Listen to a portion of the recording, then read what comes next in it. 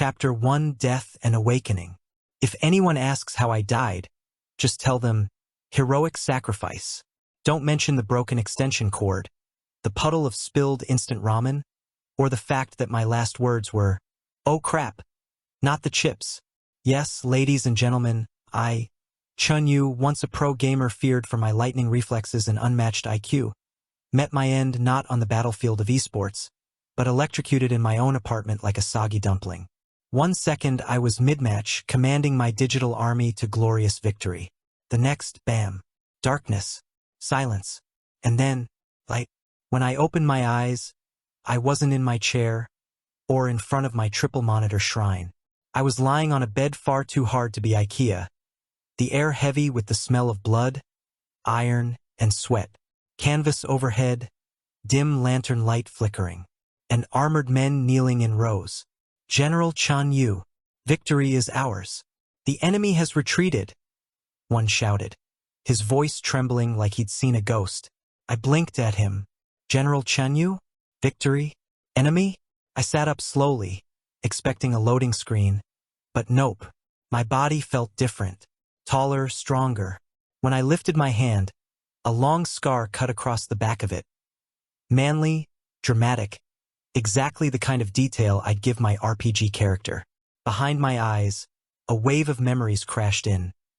Battles fought, commands barked, a cold, loyal general who never smiled, who never questioned orders, who bent knee to the crown prince without hesitation. My head throbbed. So, I transmigrated. Not into some weak scholar, not into a farmer waiting to be robbed by bandits, not even into a cannon fodder villain. No, I had landed in the body of the Chun-Yu, famed war general, the emperor's sword, feared by enemies and revered by soldiers. Me, the lazy snack addict who used to skip tournaments just to nap, now had the physique of a war god. "Oh, this is way better than I thought dying would be," I whispered, flexing my new hand, grinning like an idiot.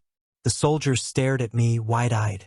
I realized belatedly that my grin probably looked terrifying on this stoic general's face. "What are you staring at me for?" I said, reaching instinctively toward my belt, only to find, oh ho, wine flask, jackpot. I popped it open and took a long swig. Victory calls for celebration, doesn't it? They exchanged glances, confused. Apparently, General Chun-Yu wasn't the type to drink in front of his men, let alone smile like he'd won the lottery. General, are you, well?" one brave soldier asked. "Better than ever." I stretched, relishing the strength in these muscles. No more noodle arms. No more back pain from too many hours gaming. This body was peak condition. "Now all of you stop kneeling. The ground's dirty. You'll ruin your knees." The poor soldier's jaw dropped. His general had just told him to take care of his knees? What was next, reminding them to eat vegetables? I stood, and the entire tent seemed to shrink around me. Outside, the muffled cheers of an army celebrating victory thundered. Inside, I swirled the wine flask and thought, so this is my new life, huh? Not bad at all. Of course, I wasn't stupid.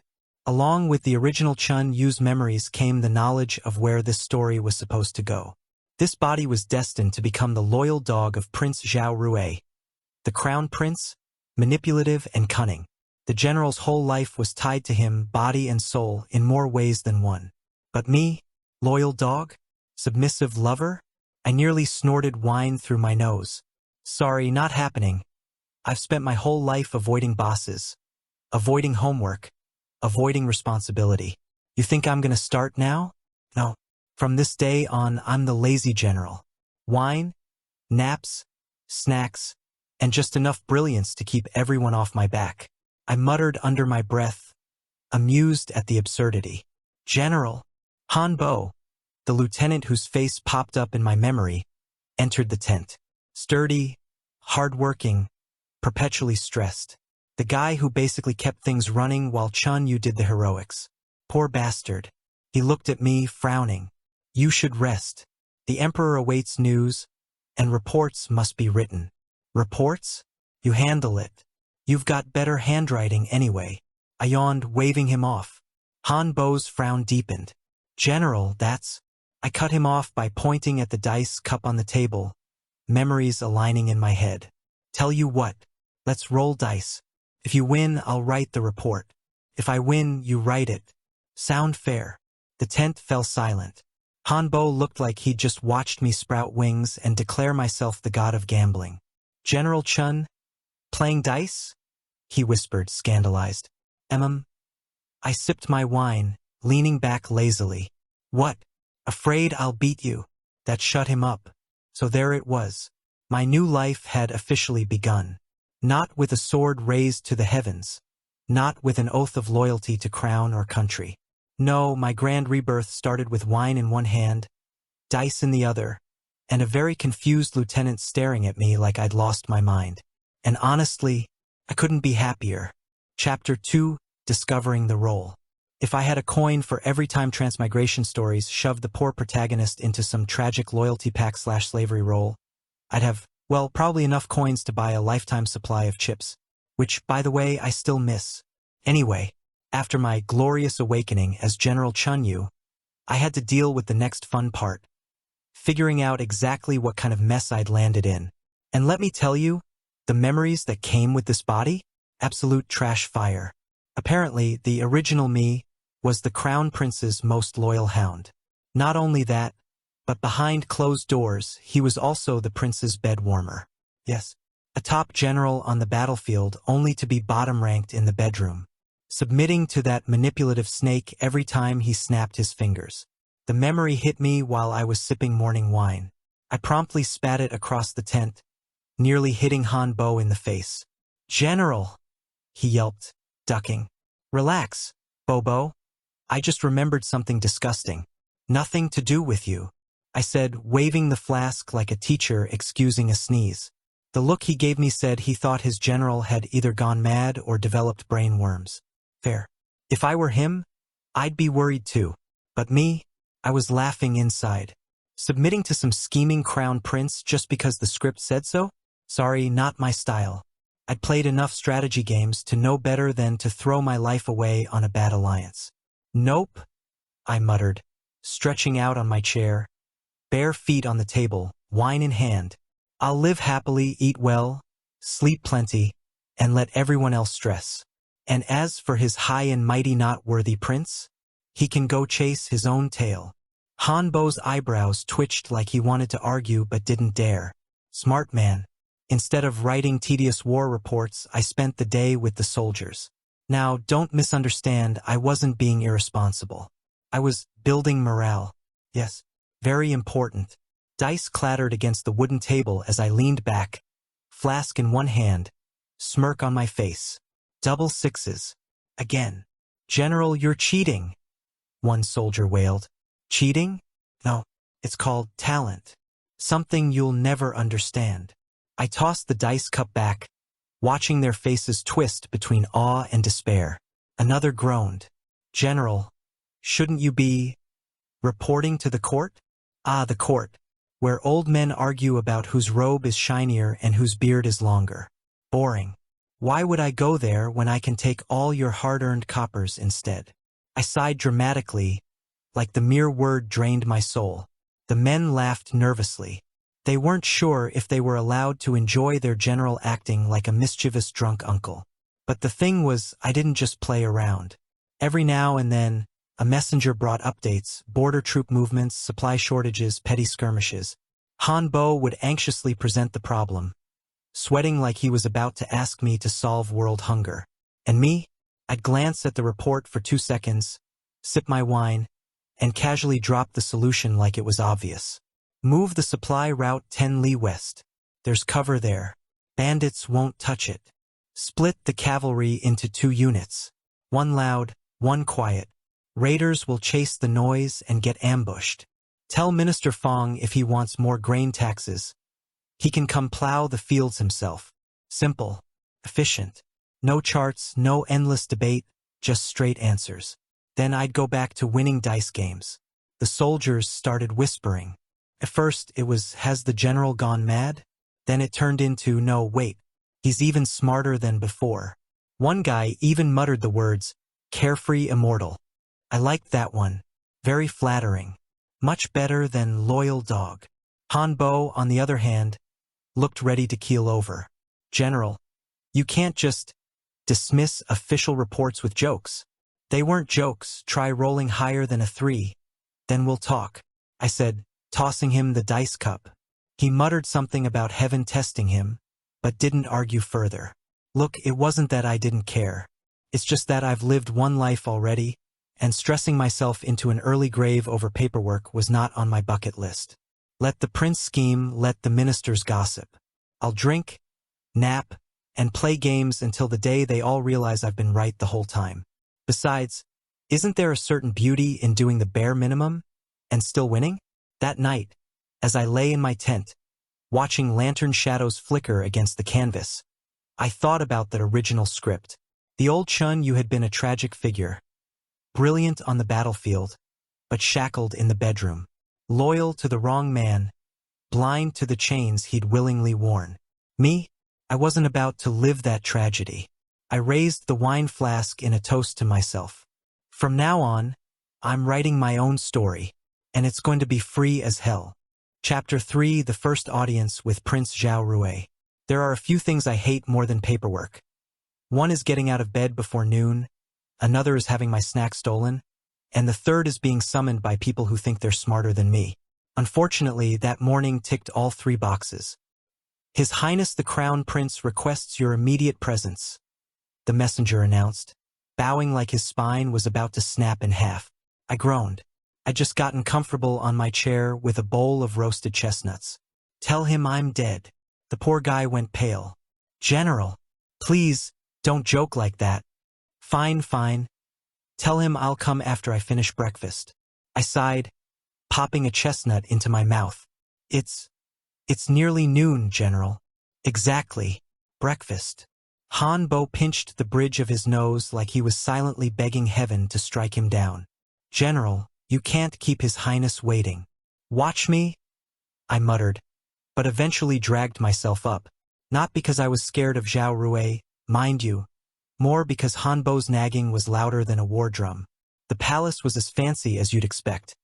Gold everywhere, red lacquer, pillars carved with dragons. Too much effort, if you ask me. My own tent was far superior, simple, breezy, smelled faintly of wine. Zhao Rui was already waiting in his private hall, draped in silks, hair tied just so, a faint smile on his lips. Ah yes, the classic villain face. General Chun at last, he said smoothly, rising from his seat. I gave him a lazy bow, not too low, not too respectful, just enough to make it clear I wasn't impressed. Your Highness. His eyes flickered. Good start. Now, if the memories I inherited were right, this was the part where the loyal dog me should have gazed at him with devotion, ready to be used however he pleased.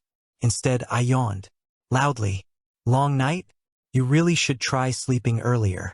Dark circles ruin even the most handsome face, I said, strolling over to the table without being asked. The corners of his mouth twitched. You've grown bold. Bold? No, just awake.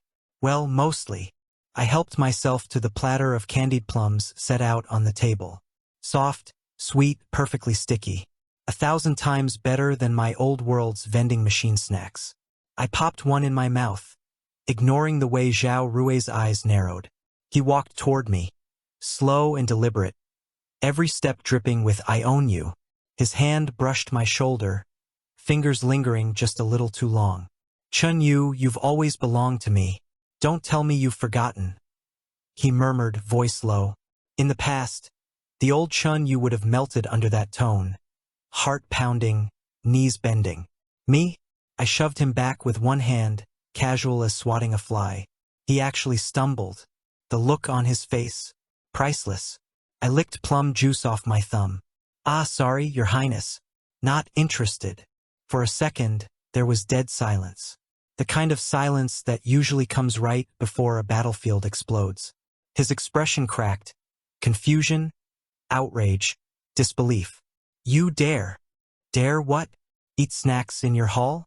Push your hand away? Breathe your royal air? You'll have to be more specific.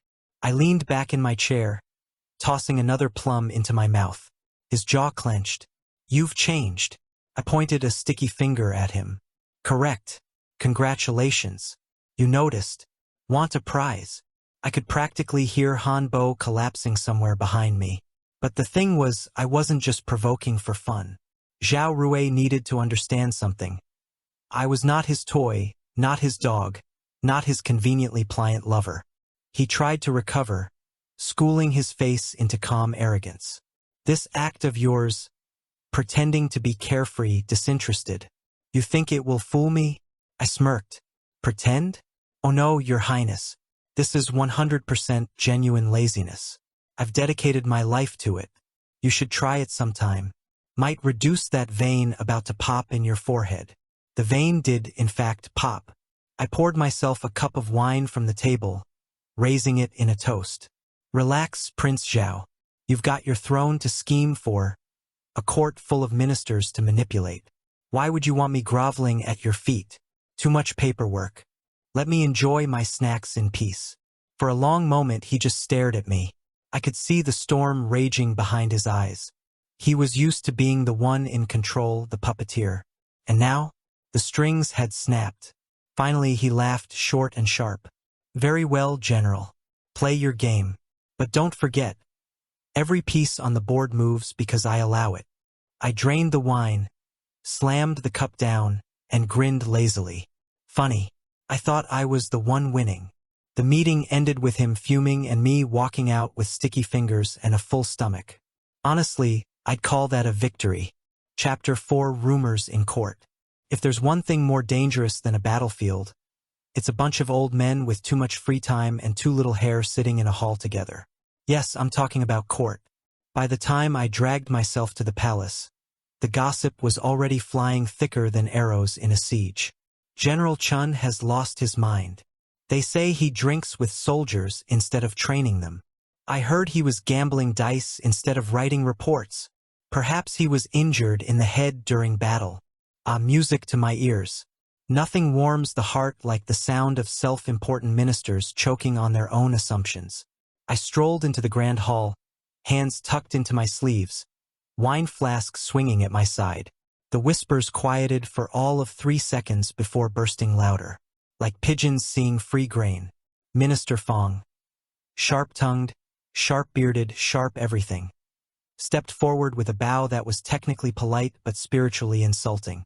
General Chun Yu, it pleases this humble servant to see you in good health. Translation: you look like a lunatic and we're ready to eat you alive. I gave him my brightest smile. Minister Fong, still alive? Congratulations. The emperor coughed from his throne, clearly trying not to laugh. Points to the old man. Court business began. Taxes, trade routes, who insulted whose mother. I tuned out most of it, sipping wine and wondering if I could sneak in a nap without anyone noticing. Then came the border report. A nervous official unrolled a map. Your Majesty, urgent news from the northern frontier. Supplies have gone missing, caravans attacked. If this continues, our troops will starve within weeks. Gasps, murmurs, wringing of hands. The usual drama. Minister Fong pounced like a starving cat. This is dire indeed. And whose responsibility is it to safeguard the borders? General Chen Yu's, is it not? Yet our great general spends his time drinking and playing dice. All eyes turned to me. Finally, some entertainment. I took a slow sip, enjoying the suspense. Yes, tragic. Supplies missing, soldiers starving, empire doomed. Very sad. What's for lunch? The hall erupted. Ministers sputtered, glaring daggers at me. Fong looked ready to pop a vein. General Chun, how dare you treat this matter lightly? I tilted my head. Lightly? Not at all. I'm treating it with the proper weight, which is about this much. I held up my fingers a hair's breadth apart. Because your crisis isn't a crisis. They froze. I plucked the map from the official's hands, laid it flat, and jabbed a finger at a trade route marked in red. See this? The supply line runs right past Mount Hay. Bandit country. Any half-wit could predict trouble. Gasps again. Solution simple. I continued, sipping wine one-handed while pointing with the other. Shift the route 10 li west. There's a valley, less exposure, more cover. Costs nothing, saves everything. Done. Silence. Then chaos. That's impossible, no one noticed. How could we overlook? I leaned back, smug. Because you were too busy gossiping about me. Ministers these days. The emperor chuckled, beard quivering. Well said. Minister Fong, it seems the general has answered the problem. Fong's face went through all 5 stages of grief in 10 seconds. Your Majesty, even if, perhaps it was a coincidence. Coincidence? Yes, of course. I just happened to randomly sip wine, glance at the map for half a second, and solve a problem your entire court full of geniuses missed. Pure coincidence. I raised a brow. The laughter from the guards lining the hall didn't help him. Zhao Rui, sitting just below the emperor, hadn't said a word, but his eyes were fixed on me, sharp and calculating, like a chess player realizing his favorite piece had started moving on its own. I ignored him. Instead, I refilled my cup and took another leisurely sip. Now, if you're all done wasting oxygen, shall we move on? I'd like to finish before my wine gets warm. The emperor roared with laughter. Excellent. Truly excellent. As expected of my sword. The ministers muttered like children scolded by a teacher. Fong looked like he wanted to strangle me with his beard. Me? I leaned back, kicked one leg over the other, and smiled. Lazy? Sure. Carefree? Absolutely. But in that moment I was untouchable and they all knew it. Rumors? Let them talk. In the end, actions speak louder. And mine just shouted. I can solve your crises while half drunk, so maybe show some respect. I raised my cup in a silent toast.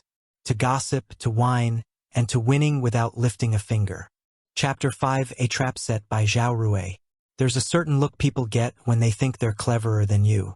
Eyes half-lidded, lips curling just so, like a cat watching a mouse. I'd seen it on plenty of opponents before, usually right before I stomped them in a strategy game. That same look was plastered all over Crown Prince Zhao Rui's face the next morning when I walked into court. General Chun, there is an important matter of loyalty I must entrust to you today, he said, voice smooth as silk and twice as slippery. Here it comes, I thought, fighting the urge to yawn. The great trap of, are you my dog or not? I gave him a lazy salute with my wine flask. Sounds serious, but make it quick. My nap schedule is packed. He ignored that barely, gesturing for a scribe to bring out scrolls. The Minister of Revenue has accused Minister Chiu of embezzling silver meant for troop supplies. I would like you, my most trusted general, to investigate this discreetly. Translation. He wanted me to side with Minister Fong's cronies and crush Minister Chiu. A test of loyalty, wrapped up in politics. The court buzzed like flies around rotten fruit. Fong smirked in my direction. Zhao Rui leaned back on his throne-like chair, eyes glittering with smug anticipation. Me? I took a sip. Oh, I see. You want me to go dig through boring ledgers. Zhao Rui's smile didn't waver. I trust my general is diligent enough. I tapped the rim of my cup thoughtfully. Nope. A collective gasp rippled through the court. Ministers nearly fell over. Even the emperor raised a brow. General Chun, you refuse? Zhao Rui asked. I shrugged. I'm a soldier. I kill enemies, win battles, look heroic with blood on my armor. I don't play accountant. Fong stepped forward, seizing the chance. Your Majesty, this is outrageous. The general dares to. Shoo. Don't flap too hard, minister. You'll sprain your tongue. I interrupted, waving him down like he was a noisy goose. More gasps. Fong's face turned the shade of a boiled crab. I turned back to Zhao Rui, who still wore that cat smile, though I noticed the first twitch of irritation at the corner. But, I added lazily, if your highness really wants this handled, I'll solve it now. I pointed my wine flask at the accused minister, Chiu. Did you steal the silver? Chiu froze, stammering. I would never. Too slow, guilty people always hesitate. Next I said. Then I turned to Fong, whose smirk had widened. Did he steal the silver? Of course. The evidence is undeniable, Fong snapped. Also too quick. Liars always rush. Interesting. I sipped. The entire hall blinked at me like I'd just grown wings. Zhao Rui leaned forward, intrigued despite himself. Then what do you suggest, General? He asked, voice silky but sharp. Easy, make the ministers accusing each other swap ledgers. Publicly. If Fong's side is lying, their numbers won't match. If Chou's lying, same deal. Either way, we'll know in half an hour and I can go nap, I said, leaning back. A stunned silence fell. Even the Emperor stroked his beard, amused. That would indeed settle the matter quickly. Panic flashed across Fong's face. He tried to protest, but the Emperor cut him off with a wave. So ordered. Bring the ledgers. While the hall bustled with nervous scribes, I leaned back and chewed on a candied plum from my sleeve. Honestly, this was child's play. In gaming terms, Zhao Rui had just tried to bait me into a bad trade, and instead, I triggered a full-team wipe on his opponents. Sure enough, when the ledgers were compared, Fong's faction cracked faster than dry porcelain. Contradictions everywhere. Missing silver, phantom shipments, false signatures. Chou might not have been a saint, but Fong's cronies were bleeding guilt all over the floor. The Emperor slammed his hand on the armrest. Disgraceful. Arrest them. Guards surged forward. Ministers scrambled like pigeons scattering from breadcrumbs. And through it all, I sipped my wine and thought, easy win. Zhao Rui's eyes met mine across the hall. For once, his mask slipped. Just a flicker, but enough. Irritation, yes, but also something sharper. Is he toying with me? I could almost hear him think it. I smiled lazily and raised my flask in a silent toast. Of course I was toying with him. What else was I here for? The court dismissed in chaos, ministers muttering about my madness, while also sneaking glances of grudging respect. As I strolled out, Han Bo hurried up, sweating buckets. General, that was reckless. What if the prince? What if what? He set a trap, I got bored, I flipped it over. Simple. I interrupted, stretching like I'd just finished a light jog. Han Bo clutched his head like I'd given him another migraine. He'll be furious. Good. Maybe that'll keep him awake tonight instead of scheming, I said, grinning. Because here's the truth. When you stop playing someone else's game, they either adapt or break. And watching Zhao Rui adapt, that, I decided, might be the most entertaining part of this new life. Chapter 6, Lazy Heroics. The thing about wine is that it tastes best when the world is quiet. The camp at night, the stars overhead, a nice breeze, perfect atmosphere. So of course, that was the exact moment the border alarm bells started ringing. General, raiders at the northern watchtower. Han Bo's voice cracked like a teenager as he burst into my tent, armor half-buckled, eyes wild. I looked up from my jug, unimpressed. And they've attacked the outpost. There are reports of at least 300 horsemen. I waved him off, lying back down on my mat. Wake me when it's 400. General. Bobo, relax. Have some wine. I held the jug out to him. He looked like he might throttle me with his helmet strap. The soldiers outside were shouting, boots pounding, weapons clattering. My tent flap flew open, and a young officer rushed in. General, what are your orders? My order is to let me finish my nap. I yawned, scratching my head. The poor kid looked like he might faint. Han Bo grabbed his sleeve. Ignore him. We must mount the horses. Prepare the cavalry. Sound the... Wait. Tell me. Where are the raiders coming from? I interrupted, eyes half closed. The northern pass, the officer stammered. They lit fires on the ridge and rushed down. And how's the wind blowing tonight? What? The wind. Which way? I repeated, rolling onto my side. The boy glanced out the flap. Southwest. I smirked. Too easy. Perfect. Bobo, have the archers move to the western ridge. Tell them to light the pitch and aim for the dry grass. Han Bo blinked at me like I'd just grown a second head. You mean to set the plain on fire? The The wind will push it straight into the raiders' path. Horses panic at fire. Raiders scatter. You win. Done. I mumbled, already settling back down. The tent went dead silent. The officer stared at me, pale. Han Bo's mouth opened, closed, opened again. That's brilliant. I offered helpfully.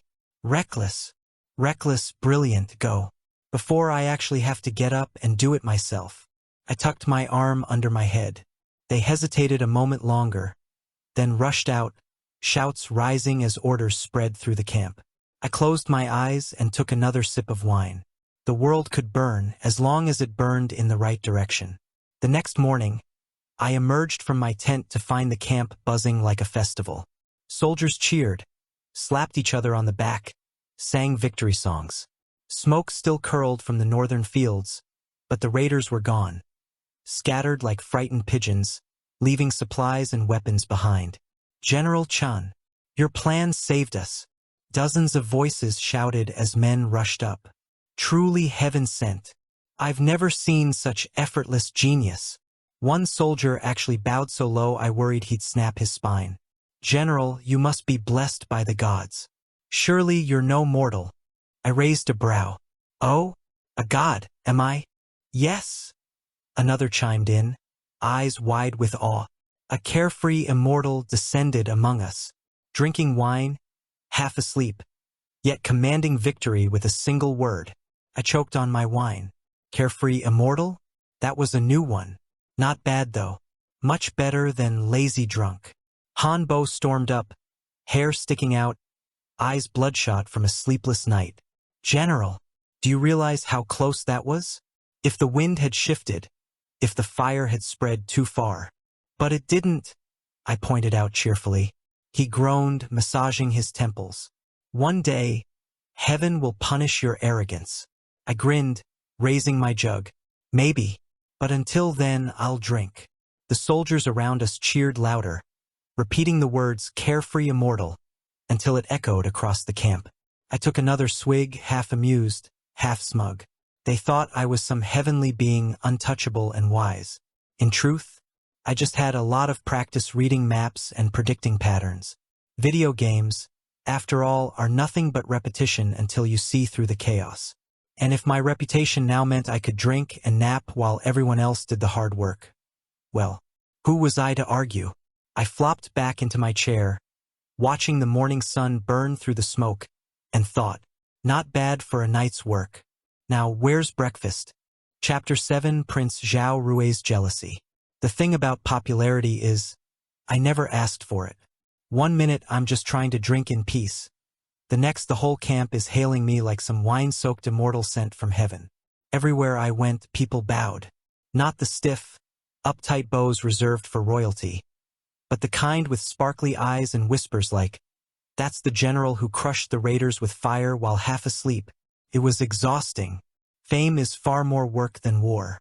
Han Bo, of course, was thrilled. Do you realize what this means, General? The soldiers would follow you into hell itself. Too far. Hell sounds hot. I'd sweat. I sipped my wine.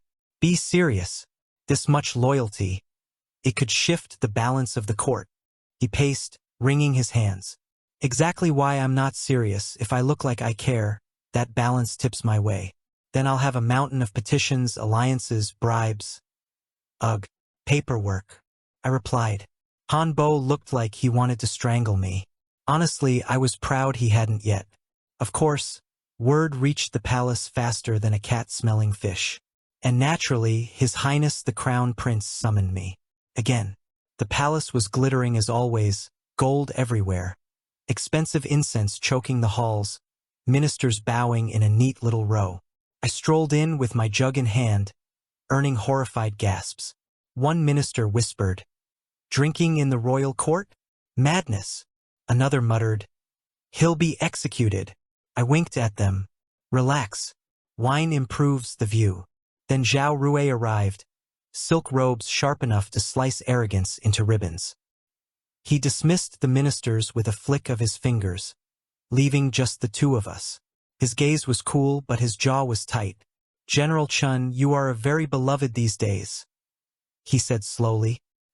Jealousy. I could practically smell it. I plopped onto the nearest seat, stretched my legs, and poured a drink. Beloved? Can't help what people think, Your Highness. Maybe they just like my smile. His eyes narrowed. Do not jest. The soldiers chant your name. Commoners pray for you in the streets. Some even call you their protector. I raised my brows. Do they? That's nice. Better than calling me their tax collector. Chun Yu, do you intend to betray me? His voice cracked like a whip. The wine nearly went up my nose. Betray you? Why would I want that? Because you have everything a man needs to seize power. The loyalty of soldiers. The adoration of the people. Even the ear of my father, the emperor. He said, stepping closer. I tilted my head, pretending to think it over. Sounds troublesome. His eyes widened, suspicion momentarily giving way to confusion. Troublesome? Exactly. Why would I want your throne? Too much paperwork. You should see my desk already. It's a battlefield scarier than any raid. Reports stacked higher than mountains, seals and signatures everywhere. I'd rather wrestle a tiger. I leaned back, grinning. For a long moment, Zhao Rui just stared at me. His lips twitched like he wanted to argue. But then, just faintly relief flickered across his face. Of course, he quickly masked it with a scoff. You expect me to believe you are so unambitious? I lifted my jug. Believe what you like. I'm happy with wine, naps, and teasing you. Teasing me? You're funny when you're angry, like a cat puffing up its fur. I gave him a lazy smile. His nostrils flared. He looked 2 seconds from either ordering my execution or kissing me. Not sure which would have been more entertaining. Instead, he spun on his heel, robes swishing dramatically.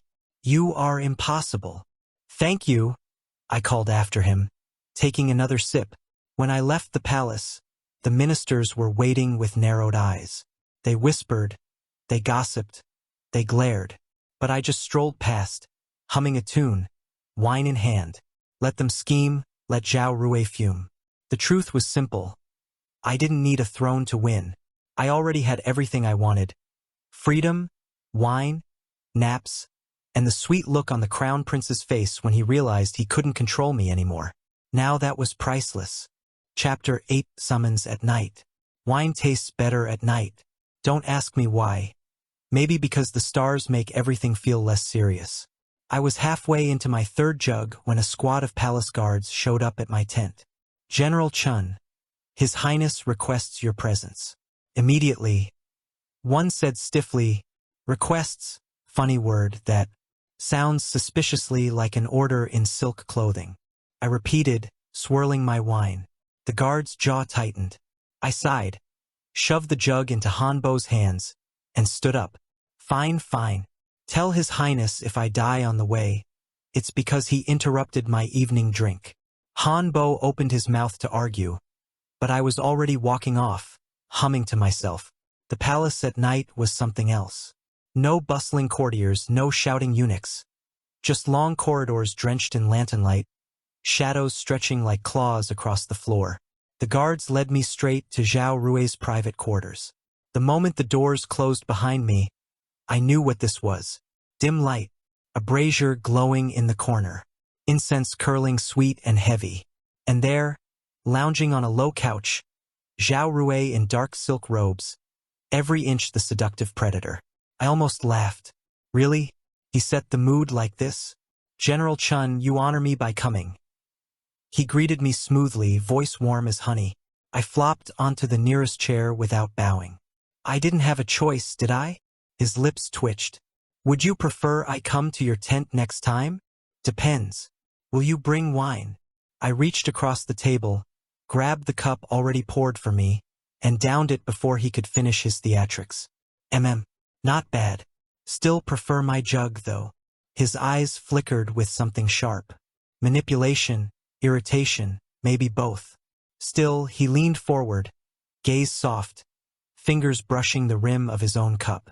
Chin Yu, you've changed. Everyone keeps saying that.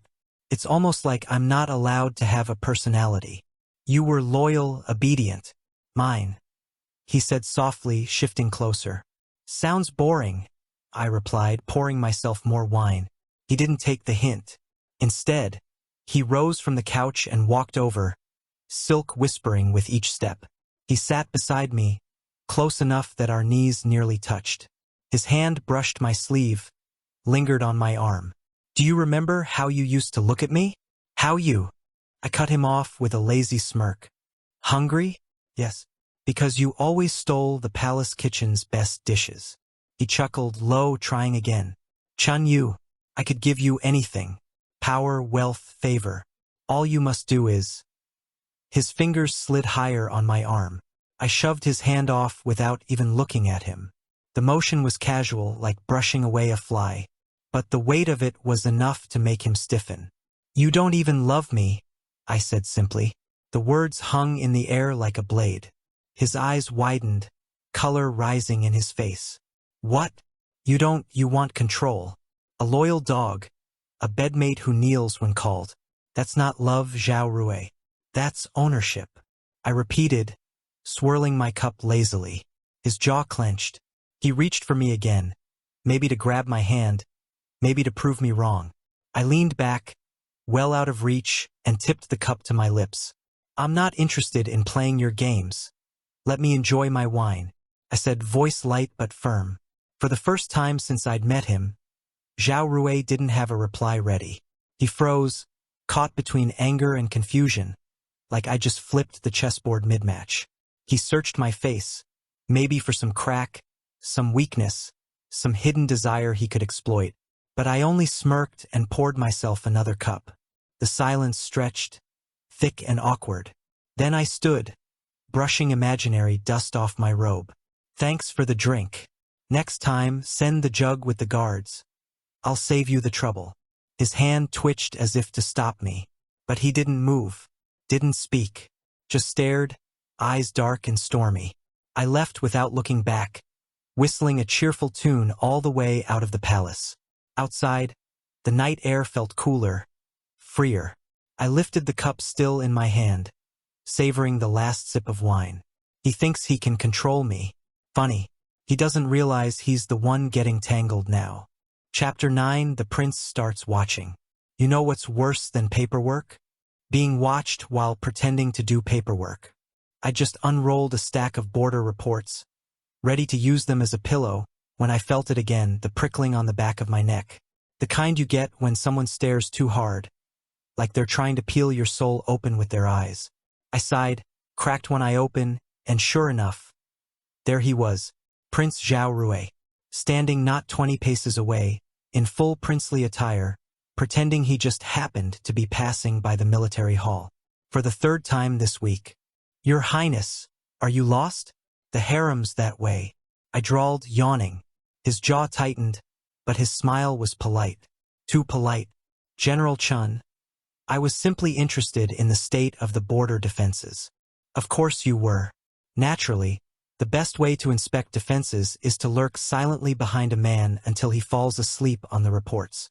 I propped my chin on my hand. I was not lurking. His voice was sharp, but his ears, just faintly, flushed red. I smirked. Got him. It didn't stop there. At the barracks? He appeared, hands folded behind his back, watching as I rolled dice with the soldiers. At the training grounds? He showed up right when I was about to nap under a tree, claiming he wanted to observe drills. At lunch, he materialized by the kitchens, eyes fixed on me as I stole an entire plate of pork buns. Honestly, if he wasn't a crown prince, I'd have accused him of being a professional stalker. One afternoon, while I was halfway through explaining to a soldier why throwing dice wasn't about luck but probability, Zhao Rui strolled up, silent as a cat. The soldier paled, stammered, and bolted, leaving me with the dice and an audience I didn't ask for. You scare them off, you should smile more.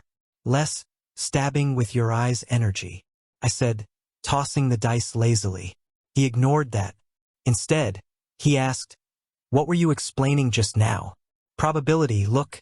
If you know the math, you can make luck dance for you, I said. He frowned, sitting across from me like he had nothing better to do. Show me. And so I did. I explained it in the simplest way possible, rolling dice, pointing out patterns, letting him try. He lost the first 3 rounds, scowled, then adjusted, and won the next 2. The satisfaction on his face was ridiculous, like a child winning his first game. See? Not everything's about power or threats. Sometimes it's just knowing the rules better than everyone else, I said, leaning back. His gaze lingered on me, longer than it should have. I pretended not to notice, but inside I chuckled. Hooked, aren't you, Your Highness? Of course, the ministers noticed too. At court, whispers followed me. Why is His Highness always near the general? Has their bond deepened again? Dangerous, if true. I pretended deafness. Zhao Rui, on the other hand, doubled down. He invited me to banquets, to hunts, to private meetings. One night, he even showed up at my tent unannounced. Han Bo nearly fainted, tripping over himself to offer tea, while I sat cross-legged on my mat, happily chewing dried beef. Your Highness, what brings you here? Surely you have softer chairs than this, I said with my mouth full. He studied me for a long moment. Then, quietly, I wanted to see what you were doing. Eating, I said, waving the jerky. His lips pressed together. You are infuriating. I grinned. You say that a lot. Careful, Highness. People might think you're obsessed. His glare could have melted stone. But he didn't leave. That was the thing. No matter how much I teased, no matter how much I brushed him off, Zhao Rui kept circling closer, like a hawk that couldn't decide whether to strike or just admire the rabbit from above. Sometimes I caught a flicker of something raw in his eyes. Curiosity, frustration, maybe even fascination. He hated losing control, hated not knowing what I'd do next. And yet, here he was watching, learning, drawn in despite himself. I lay back on my mat that night after he finally left, staring at the ceiling. So the prince wants to unravel me, does he? I smirked, reaching for my wine. Let him try. The more he pulls, the more tangled he'll get. Chapter 10, Saving the Prince Casually. I always say this, banquets are traps. Not the assassination kind, though apparently those too, but the too many nobles, too much bragging, not enough food on the table kind of trap. By the time I elbowed my way to the roast duck, I was already 3 cups in and halfway annoyed. Court ladies giggled behind their fans. Ministers traded gossip like gamblers trading coins. And at the head of it all, Zhao Rui sat like some perfectly carved jade statue. Beautiful, cold, untouchable. Except his eyes kept sliding my way. Again, I raised my cup in a lazy salute and stuffed a dumpling in my mouth. If he wanted a show, I'd give him one. The problem with banquets is that when people are busy pretending to be refined, no one notices the shadows creeping at the edges. But I did. Not because I was alert. Heaven forbid. No, because I happened to drop my chopstick chasing a meatball, and when I bent to grab it, I saw movement behind the pillars. Tall man, black robes, the sort of, I'm definitely here to kill someone look. I sighed. Can't even eat in peace. The man lunged. A flash of steel, aimed straight for Zhao Rui's throat. The hall erupted in screams. Ministers toppled over each other. Guards scrambled. Zhao Rui himself froze, eyes widening, body still too close to that glinting blade. Me? I had 1 chopstick in hand and half a buzz in my head. So I did the obvious thing. I flicked it. The chopstick whistled through the air like a dart, smacking the assassin's wrist with a satisfying crack. The knife clattered harmlessly to the floor. The entire hall went dead silent. Oops. Guess my hand slipped, I said, reaching for another dumpling. The assassin snarled, tried again, reaching for a hidden dagger. This time I sighed, grabbed the other chopstick, and flicked it just as lazily. It hit him right between the eyes. Not hard, just enough to make his head snap back, sending him stumbling into 2 guards who finally decided to do their job. They wrestled him down, shouting triumphantly. The hall broke into relieved chatter. Servants fainted dramatically, and ministers whispered prayers like I just performed a divine miracle. Meanwhile, I finally got that meatball. Zhao Rui's gaze locked on me. Not the assassin. Not the chaos. Me. I leaned back, chewing slowly, and raised a brow. What? Don't tell me you're jealous of a chopstick. He stood, walking toward me, movement stiff like he was fighting something inside. You were half drunk. You weren't even paying attention. His voice faltered. True. Good thing drunks have good aim. I licked sauce off my thumb. You? He shook his head, almost laughing but not quite. Instead, he sat beside me, far too close for banquet etiquette. His hand trembled slightly when he reached for his cup. Not because of the assassin, but because of me. I caught the tremor, smirked, and leaned lazily against the table. Relax, Your Highness. If anyone wants you dead, they'll have to get through me first. And I'm far too lazy to let that happen. His eyes flickered, something complicated swirling there. Anger, relief, maybe even fascination. Why? Why protect me? He demanded softly. I pretended to think, tapping my chin with my chopstick. Because if you die, I'll have to attend your funeral. And funerals are boring. Bad wine, worse food. No thank you. For a moment he just stared at me. Then, to my utter amusement, he actually laughed. Not the sharp, practiced laugh he used in court, but a short, startled one. Real. The hall gasped like they'd seen an eclipse. The crown prince, laughing? With me? Unthinkable. I grinned, satisfied. There it is. Knew you could do it. He scowled instantly, as if catching himself. You're insufferable. Thank you. I try. By the end of the banquet, the assassin had been dragged off. The nobles were still buzzing, and Zhao Rui hadn't stopped sneaking glances my way. Not wary ones anymore. Not controlling either. Something else. Something dangerous. I finished the last of the wine, leaned back and thought, he's rattled. Not by the assassin, but by me. I almost laughed. Poor prince. He really had no idea how tangled up he was getting. Chapter 11 Zhao Rui's Confusion. Dreams, I've learned, are messy things. You think you're in charge of your mind, then suddenly you're standing in a pink tutu holding a rubber chicken, about to command an army. At least that's what my dreams used to be like. Zhao Rui's apparently are much spicier. I found out the morning after he'd clearly had one. He arrived at the military camp, looking sharp and princely as always, except his ears were faintly red, and he couldn't quite look me in the eye. Naturally, I smelled blood in the water. Your Highness, did you sleep well? Sweet dreams. I greeted with my laziest grin, sprawled on a chair like I owned the place. His jaw tightened. Dreams are irrelevant, which in noble language means yes, and I hated it. Now, I didn't know the details then, but I learned later. Zhao Rui dreamt of the old Chunyu, the one who used to kneel for him, whisper oaths of loyalty, tremble under his touch. In the dream, that Chunyu moaned his name, and Zhao Rui woke up furious. Furious at me for not being the same. Furious at himself for missing it. Furious that his mind betrayed him, which made watching him that day even more fun. He tried to provoke me, of course. He always does when he feels off balance. General, you look tired. Long night? Or did you simply long for me? He said, voice honeyed. I stared at him, deadpan, then yawned so hard my jaw popped. Sorry, what was that? Too much effort to listen. I muttered, scratching my head.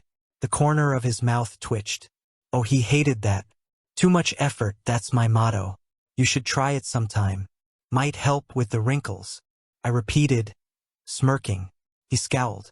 He doesn't have wrinkles, of course, but pointing it out guaranteed another point for me in our ongoing scorecard. The truth is, Zhao Rui isn't used to anyone ignoring his bait. Most people throw themselves into his traps like moths into fire. Me? I see the fire, shrug, and roll over for a nap instead. And that is what drives him mad. Later that evening, he came to my tent. No guards, no excuses. Just him, standing there in the lamplight like some dramatic hero from a play. You treat everything like a game, like nothing matters, he said quietly. I was lying on my cot, sipping wine from a jug, one leg dangling.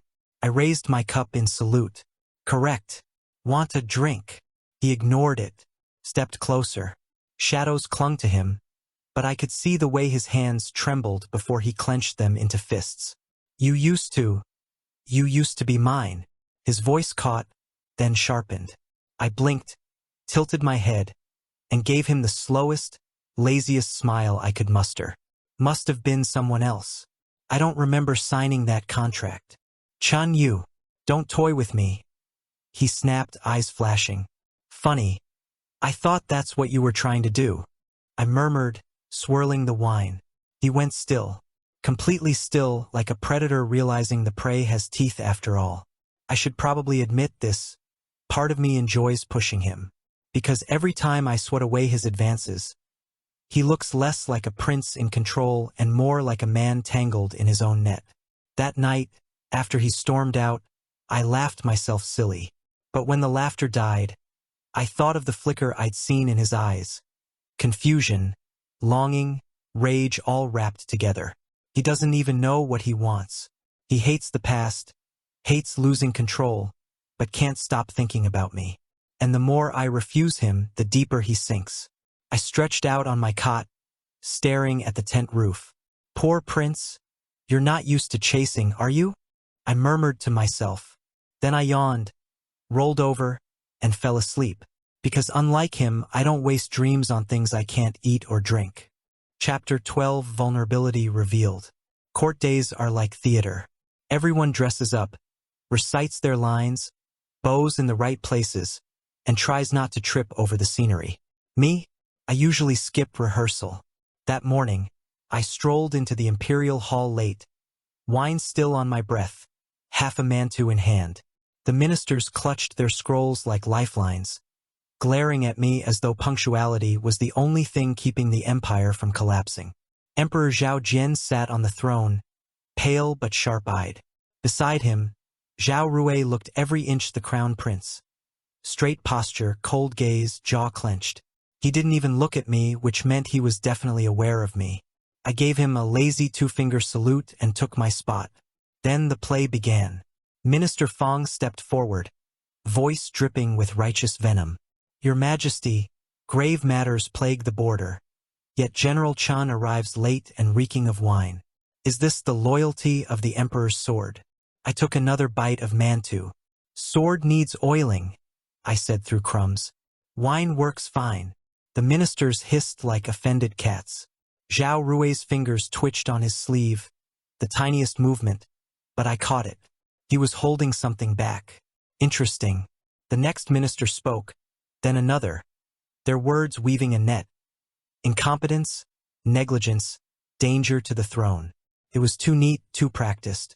And when a squad of armored guards suddenly marched in, not the Emperor's regulars, but men wearing insignias I didn't recognize, I leaned back inside. Here came the coup. The guards dropped to one knee, not before the Emperor, but before Minister Fong. The hall erupted in gasps. Your Majesty, the Empire cannot survive under your fading hand or the reckless whims of a drunkard general. Step aside. Let the crown prince ascend. Fong said, bowing just enough to be insulting. Zhao Rui went rigid. His eyes snapped to the minister, then to the Emperor.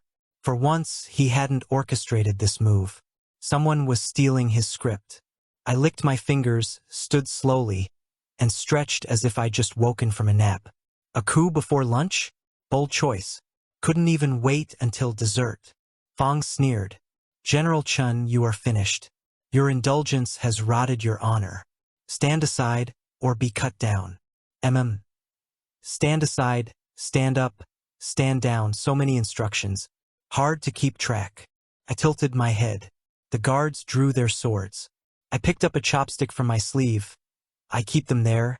Don't ask why. And spun it between my fingers. Tell you what, I'll give you a chance. You point out which one of you geniuses forgot to swap the supply seals last night, and I'll consider standing aside.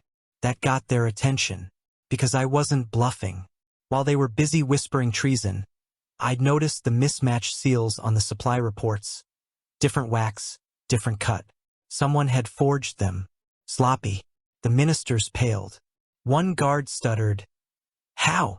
I flicked the chopstick. It struck the nearest torch, sending sparks into a hanging scroll.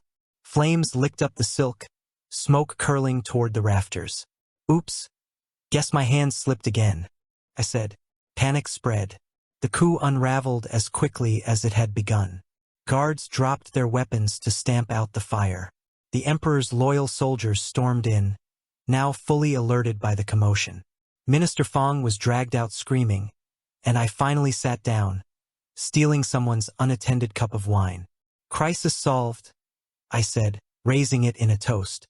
Later, when the hall was cleared and the emperor dismissed everyone, Zhao Rui cornered me. Literally cornered me, against a pillar, his face inches from mine. Why? Why do you protect me if you don't want anything from me? His voice was low, harsh, but not cold. Not quite. I sipped from my stolen cup. Because you're fun to tease. He stared, unblinking. And, because you look funny when you're angry, I added, smirking. His jaw tightened, but something else flickered in his eyes. Heat. Confusion. Something raw he'd never show anyone else. I leaned closer, close enough that he could smell the wine, close enough that his breath hitched. Relax, Your Highness. You keep life interesting. Can't let you die yet. Then I tapped his shoulder like we were drinking buddies, slid past him, and left. Behind me, I could feel his eyes burning into my back. Not with hatred, not even with suspicion, with something he didn't yet understand. And that, I thought with a grin, was even better than wine.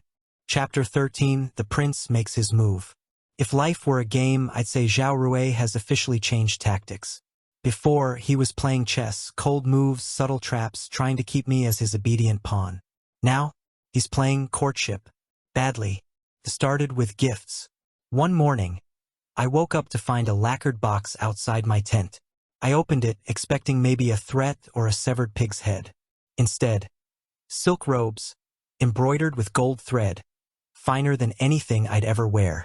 I poked them with a chopstick. Too itchy. The next day, another box. Rare wine this time. I perked up. Finally, something useful.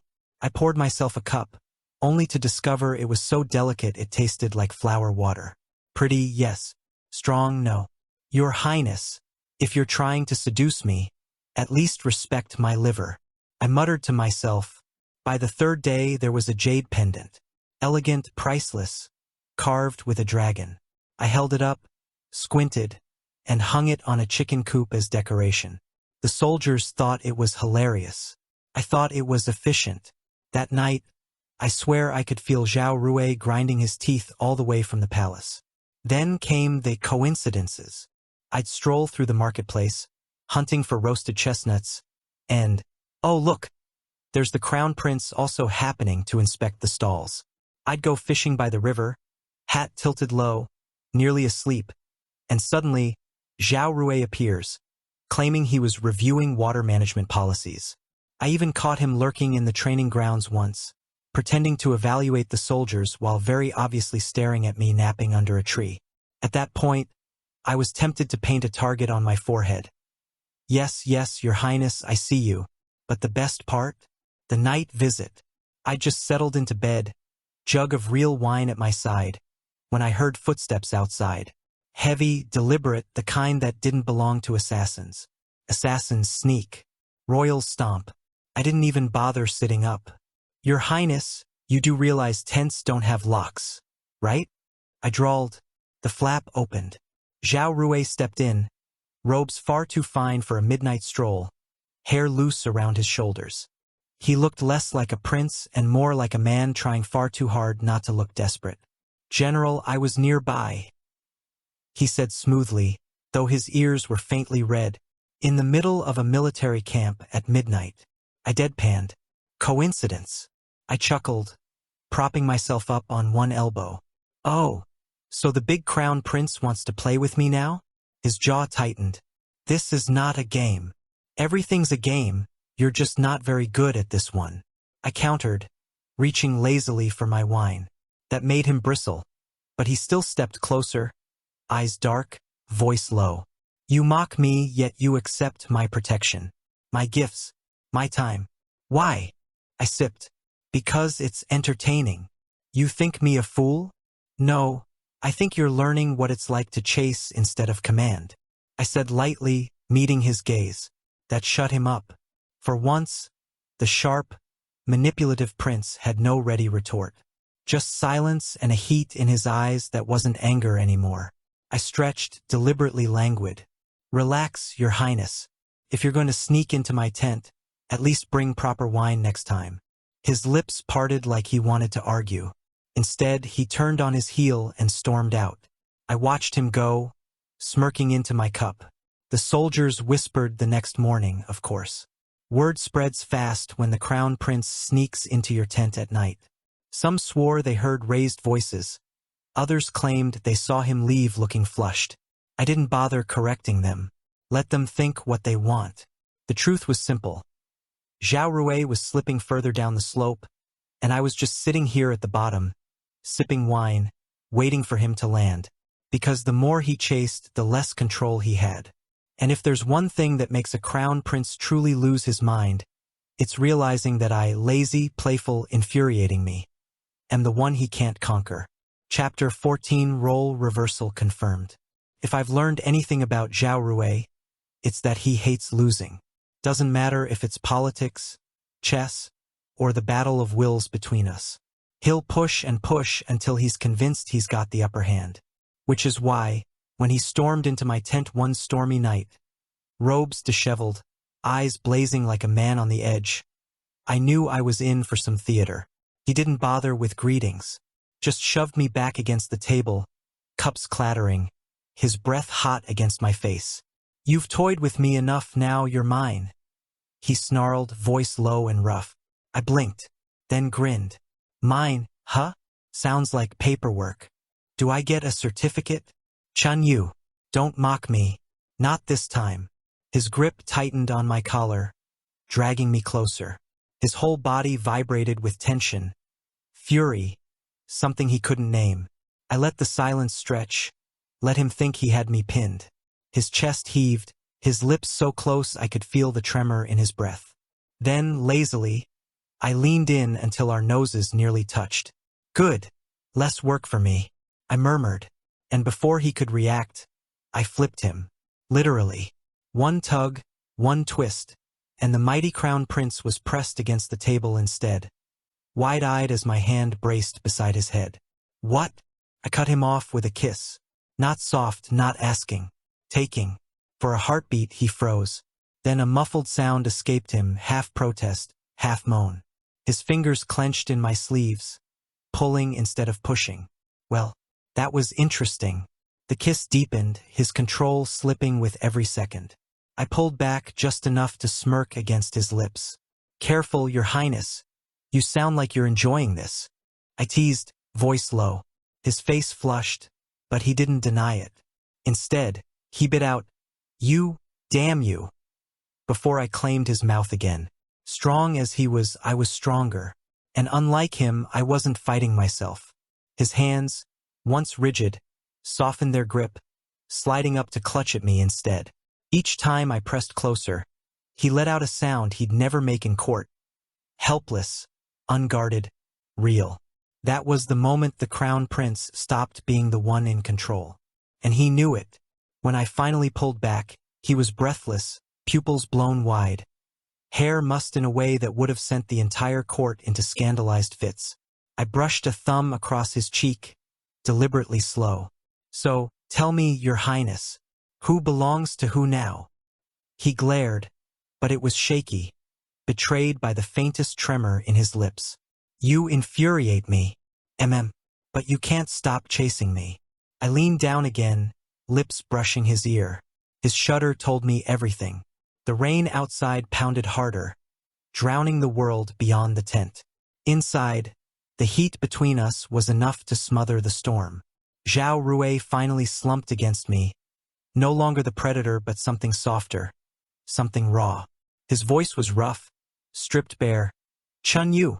I kissed him again, slow this time, savoring the way he melted into it. When I pulled back, I whispered, Relax, Your Highness. From now on, you don't have to work so hard. I'll take care of the heavy lifting. And for once, he didn't argue. The role reversal was sealed, as clear as the taste of wine still on my tongue. To the world, Zhao Rui was the untouchable crown prince, cold and commanding. But here, with me, he was the one unraveling, the one caught, the one conquered. And I hadn't even broken a sweat. Chapter 15, The Lazy General's Victory. If you ask the ministers, they'll tell you I'm still the same as ever. General Chun Yu, sharp blade of the empire, sworn protector of the crown prince. Loyal, cold, unshakable. I don't bother correcting them. Why ruin a perfectly good misunderstanding? Because the truth is, I'm drinking wine while Zhao Rui ties himself in knots trying to win me over. Take this morning, for example. The court buzzed with the usual nonsense. Land taxes, grain shipments, a noble whining about his neighbor's dog stealing his prized pheasants. I sat at the side, chin in hand, pretending to listen while sneaking dried plums from my sleeve. From the corner of my eye, I caught Zhao Rui glancing at me. Not once, not twice. Dozens of times, like a boy trying to see if his crush noticed his new haircut. Every time our eyes met, he looked away too quickly, frowning as though he'd just caught himself. The mighty crown prince, undone by his own heartbeat. The ministers whispered, "Look how loyal General Chun is, how attentive, how still." Meanwhile, I was debating whether to eat another plum. Later, Zhao Rui cornered me in a hallway. "Chun Yu, you will accompany me to the gardens tonight." His tone was sharp, but his ears were pink. "Will I?" I said, licking plum juice off my thumb. His jaw clenched. "Yes, that's an order." I leaned close, lowering my voice just enough for only him to hear. "An order, is it? Or an invitation?" He stiffened, lips parting, no retort ready. That was becoming a pattern with him. That night, he was waiting in the lantern-lit garden, robes too carefully chosen to be casual. He poured wine for me with his own hand, something that would have made the ministers faint if they saw. "Drink," he said. I took the cup, sniffed it. "Not poisoned? That's new. Chun Yu, must you mock everything?" His eyes narrowed, but not with real anger. "Yes, it's my charm." I sipped. He sighed, frustrated but unable to hide the way his gaze softened when I leaned back against the pavilion, lazy and untouchable. The same prince who once commanded me with cold authority now watched me like a man afraid to lose what he already didn't control. The rumors in court were hilarious. "Have you noticed? His Highness seems calmer lately. Must be because General Chun is by his side." Yes, their bond is unbreakable. The general would die for him. Die for him? Please, I barely get out of bed for him. They never noticed the real chain. That Zhao Rui was the one following me with his eyes, lingering too close, offering me his wine like some lovesick servant. If anyone here was conquered, it wasn't me. One evening, after too many cups, Zhao Rui muttered what he'd never admit sober. "Chun Yu, don't leave me." I raised a brow. "Why would I? The wine here is excellent." He scowled, but the next moment, his forehead pressed against my shoulder, his breath warm through my robes. "I hate you," he whispered. I smiled into my cup. "Good. That makes two of us." But his arms didn't let go. To the world, nothing has changed. I am the general, the blade, the shield at the crown prince's side. I salute when needed, answer when called, cut down assassins before they touch him. The perfect loyal dog. But behind the curtain, it's Zhao Rui who waits for my approval, who aches when I laugh, who follows my lead like a shadow that doesn't know it's already been caught. All I did was lean back, drink my wine, and refuse to play his games. And somehow that toppled the throne he thought he sat on. Now he watches me across the table, trying not to show how badly he wants my smile, my touch, my everything. And me? I pour myself another cup, stretch out, and grin. Funny how I did nothing, yet won everything. I murmur, savoring the taste.